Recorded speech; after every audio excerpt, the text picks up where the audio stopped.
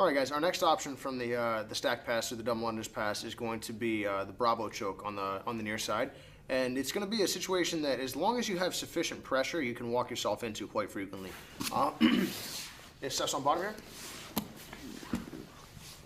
Once I'm able to get underneath and start to pressure, all I'm trying to do, guys, is sit in the spot beneath Steph's armpit. And as I back up, I'm going to continue to pressure him, forcing him to turn to his knees. So if I stop right here, I'm never going to get there. But as I move to the back, my arm is shooting here, and if you notice, I'm going to continue walking, using this lever to force Steph to turn.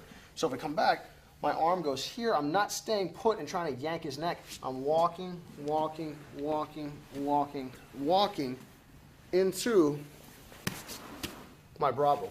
This is a position that I use a lot, and I've always had a good amount of success with.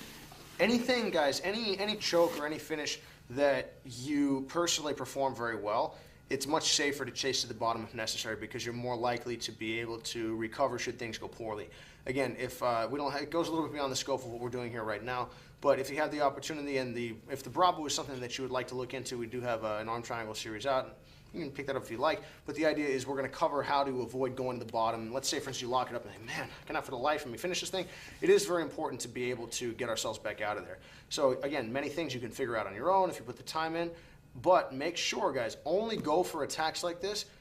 It's only fundamentally sound if you know what to do if it doesn't go the way that you want, because I can't afford to go for this choke and end up on the bottom. I went from a dominant passing position with pressure and everything and safety, and more importantly, what are you going to do to me from the bottom of side control? Very little. But unless you're Braulio Estimo, in which case you're probably very dangerous from the bottom of side control. Actually, you are very dangerous from the bottom of side control.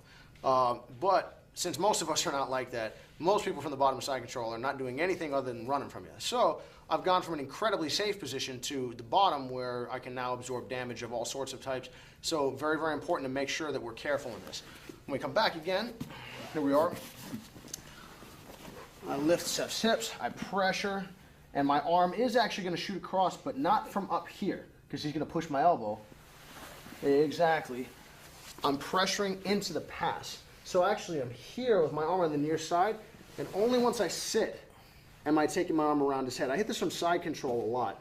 If you'll notice, as I'm transitioning into side control, I'm wrapping around his head. Can you close your arm to your side, please, Seth? No, you're in the way. Right, I'm in the way. That's the key. So I'm not staying here. Can you move away from me now?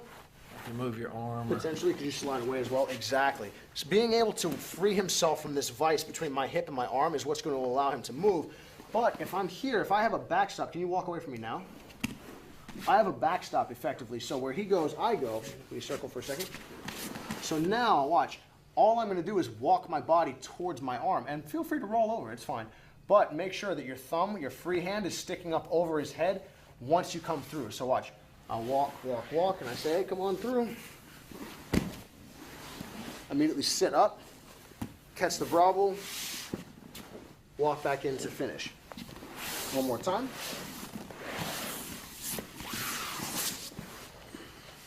We pressure one way or another. As soon as I get to side control, I say, gotcha. Walk, walk, walk.